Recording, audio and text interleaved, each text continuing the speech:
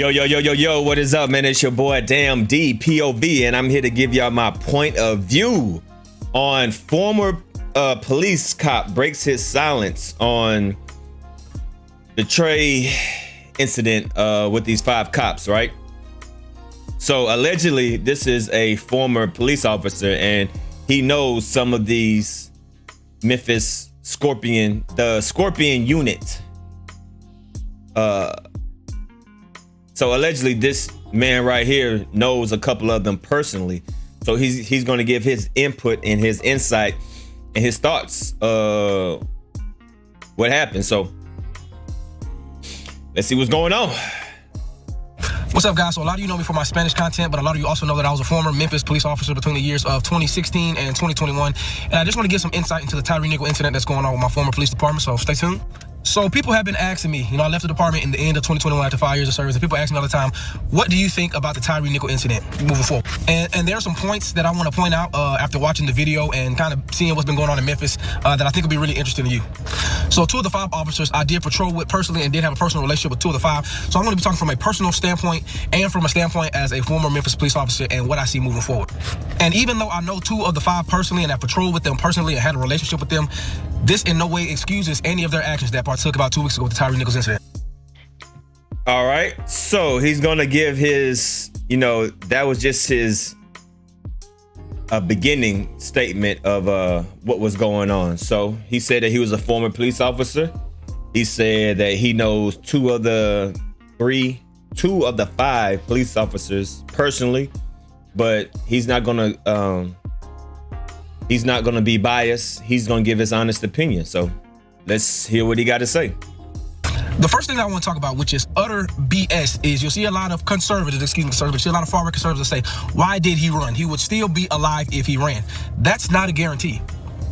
So the first thing that came out was that this all started because this was a reckless driving. But now the chief of the department is saying that there is no evidence of reckless driving, which means you can't say that if he never ran that he would still be alive when the stop was illegal in the first place. Now, I have had to pull out people, rip people out of a car aggressively at gunpoint with foul language many times. But most of those people were murderers, robbers, sexual assaulters, the worst of the worst, where you needed to meet violence with violence. Never once did I put my gun in the face of somebody who I suppose for reckless driving, right? So from the get-go, you have a man who was not guilty of anything fleeing from the police because he's scared because he doesn't even know why he's getting pulled over in such an aggressive manner. So as a black male, I probably would have ran too, and I was the police for 5 years.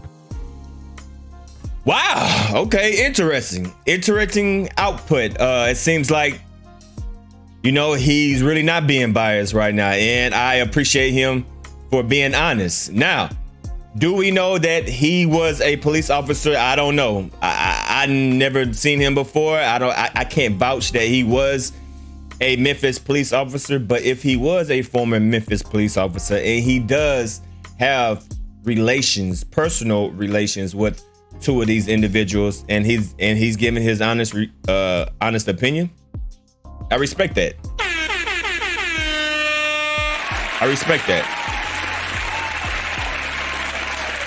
So he just pretty much admitting what they did was illegal. Let's see what else he got to say. Number 2, there is no way, form, or fashion that you take a police boot and you strike a man's face multiple times while he's on the ground. No form, no way, no fashion. There is no way that is excusable. I don't care who you're fighting. A kick to the face right here, that can be lethal. And unless you're trying to intentionally kill somebody, that is not a tactic that is taught, nor should ever be used. Number 3, if you are a police officer, I don't care how cool you are, people, you never, ever, ever let your fellow officer do anything that you wouldn't let be done to you. You are just as guilty as the lynch mobs who used to lynch black people and watch them die and get lynched, even though they never put a hand on them. You are just as guilty. And my last point, everybody from the beaters to the paramedics to the regular officers on the scene that stood there and watched is going to lose their job and should, because once you look at somebody, no matter what crime they did, and you take the human out of them, you have now also lost their humanity, and now your freedom.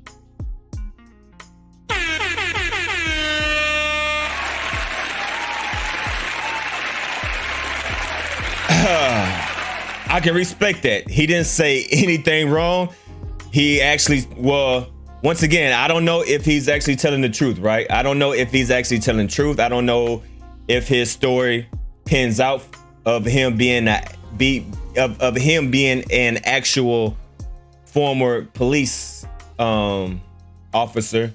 But if this does, pan out and he was a former officer and he does have personal relations with two of these individuals, I can respect that. And not only that, I respect that he came to social media and actually, told everybody, right is right and wrong is wrong. Every angle that you look at this was completely wrong. From the traffic stop to everything. Pretty much everything was wrong. So I can respect that. And this is not gonna stop unless more police officers speak out on it, right? I don't feel like this will ever stop unless you have other police officer policing each other, right? We can, cry, we can yell, we can scream, we can be angry, we can do all this stuff. But at the end of the day, we are not in the position that they are. You know what I mean? It's like, how can I put this? You know what I mean? It's like, when former athletes, when great athletes, like, let's say for instance, there's a retired Hall of Famer giving advice and compliments or giving suggestions to a current NBA player or something like that. They will take what they say more what's the word I'm looking for? I'm stuck. Okay, but anyway, scratch that. Scratch that out. But anyway, what I'm saying is the police have to police the police. All right. I don't think that this is going to change unless real actions come to these officers, and they have been charged, but they still got to go through it. They still got to go through trial. Even though they got charged, it doesn't mean, that they have been convicted. So we still got to wait until they go and actually see if they're going to get convicted or not. But once more police officers get convicted of disgusting crimes like this, taking innocent people's lives, people that are not armed, people that are a danger to themselves, to the officers, to the public, it's not going to stop, right? So the police have to police the police. And and not only that, they have to suffer the consequences of their actions. It's not going to stop unless they suffer the consequences and the police officers hold them accountable of them actions. But I appreciate this young man right here speaking out. Once again, I don't know if he's an actual former police officer, but he says he is. And if it pans out to be, I can respect that. You know what I mean? More police officers need to come out and speak out on this situation and any other situation that happens like this. Other than that, man, it's your boy Damn D, POV. Make sure y'all leave a comment down below. I'm out.